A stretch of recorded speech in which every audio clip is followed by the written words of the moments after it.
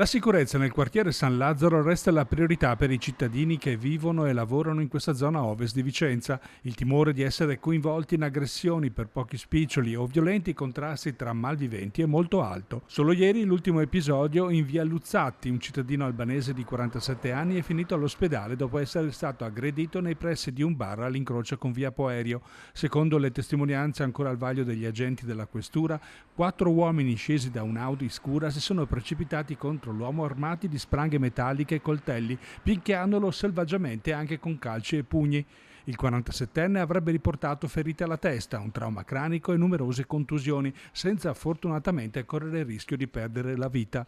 Con molta probabilità un regolamento di conti che ha spaventato i cittadini. In queste zone di qua che c'è un po' buio, la gente ha tanta paura, anche specialmente le donne che la sera non escono più. Poi se vai verso il centro, via di Milano, c'è un problema grande di sicurezza. Cosa sarebbe necessario? Sarebbe, non so, l'esercito, non lo so, oppure aumentare i carabinieri, polizia.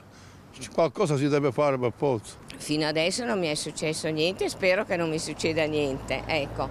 Però ci vorrebbero forse più i vigili di quartiere come li avevano fatti mi sembra anni fa. Si fatica, come si dice, a vivere con serenità, perché si ha paura, si comincia a avere timori, perché se certe persone, diremo che non sono regolari, chi ha tutte le libertà che noi altri cittadini non abbiamo.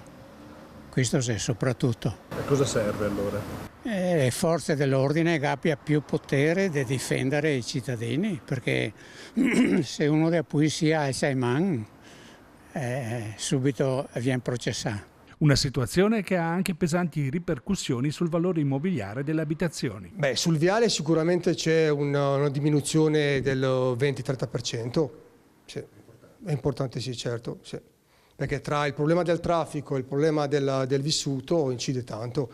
All'interno la situazione, mi ripeto, a livello di immobili è migliorativa, nel senso che comunque il prezzo è un pochino più alto se lo mettiamo sul livello economico.